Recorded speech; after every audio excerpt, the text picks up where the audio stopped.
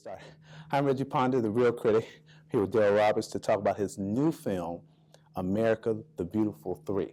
Yes. About what did you find from an ethnic standpoint, from looking at Hispanics, African Americans, and whites? Did you find any differences in your discussions? Well, one of the things, if I had to put it ethnically, that I learned is that, say, to be a white female, their issues, sexual body image issues, come from a myriad of sources. It's everywhere. I'm talking like billboards, magazines, commercials. They're so inundated with these images of sexuality. That's why I think in white females, young white females, they have a higher rates of eating disorders and depression and all this stuff. Whereas when I talked to the 4 black girls that were pregnant at the Harold Washington Cultural Center, it seems like with that youth, they get their imagery from like a specific source.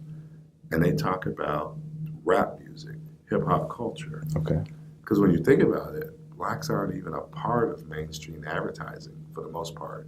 Vogue magazine, they don't have black models in there. Right. So blacks only get to see themselves from a specific source, which is good and bad. Because if the source is really bad, like a lot of that rap and hip hop is, it's going to have a very concentrated effect on our youth to the point of creating like a subculture. So like blacks have created a different standard of beauty than, say, the mainstream white standard of beauty.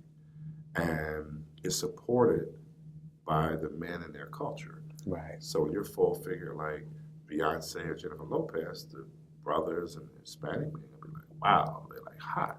Well, the problem is, because advertising is showing a thin white female as a standard of beauty, for white women, they can't do that. How do you think that the Clark studies relate to the sexual image, where African American young girls, though, still aspire to be this thin white?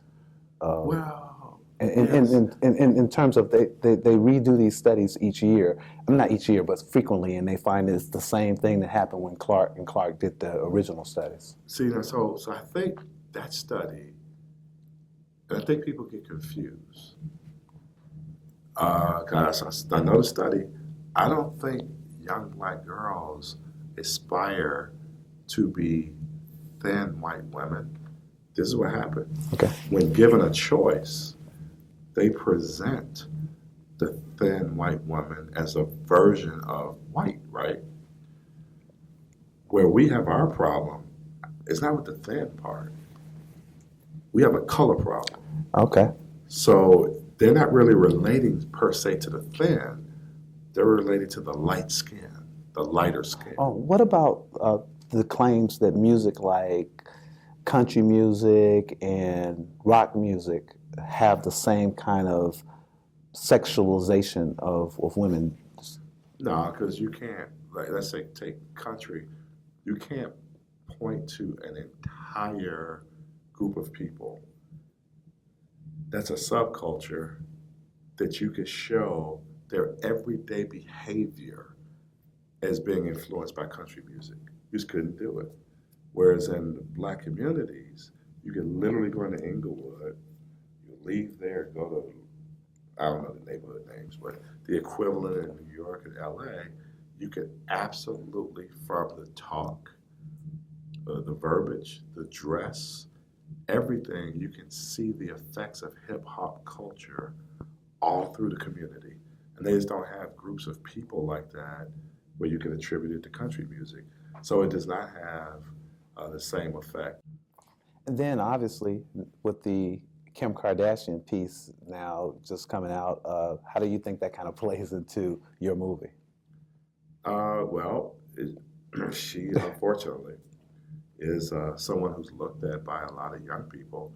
This goes back to the imagery of the sexualization of our youth, and what we're telling our youth is important to be successful. So to me, Kim Kardashian's entire existence, to the effect that she has any influence over the youth, starting with that sex tape, is saying to be relevant, to be famous or rich, you have to commodify your body. That's her entire message and existence. And she has a kid now, and I'm wondering if she ever stops to think, well, man, I'm acting all reckless like this. My kid's like 8.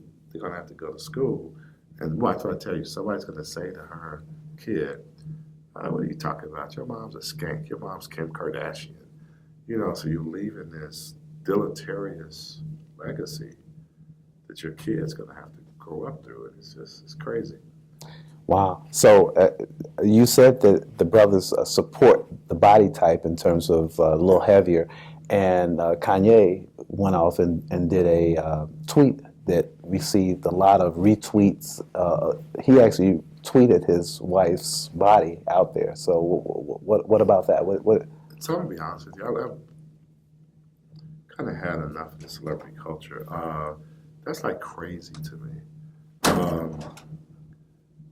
But see, that's back to what I'm saying about this whole hip-hop culture.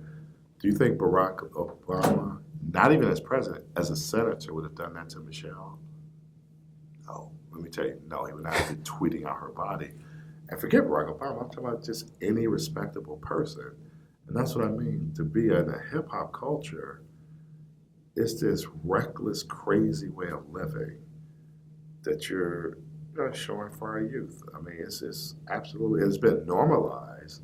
So a lot of people just see it as cool or normal, which is not a good thing, but that's like outrageous. And you know what? On some level, I would have hoped that Kanye would have figured out he has too much on the ball to be married to Kim Kardashian. But then when you tell me like that, maybe he really doesn't. So the movie is coming out when? Next Friday, the 21st, at the Logan Square Theater. Logan Square Theater. And for people that are not in the Chicago area, how do they get to be a part of this, to see it, to get, because it's almost like a movement, really, with all the facts and the information that you're putting out there. Right, that's what we're creating. So we've been doing a theatrical run. We've been to 14 cities so far. Chicago's actually the last city, the 15th city.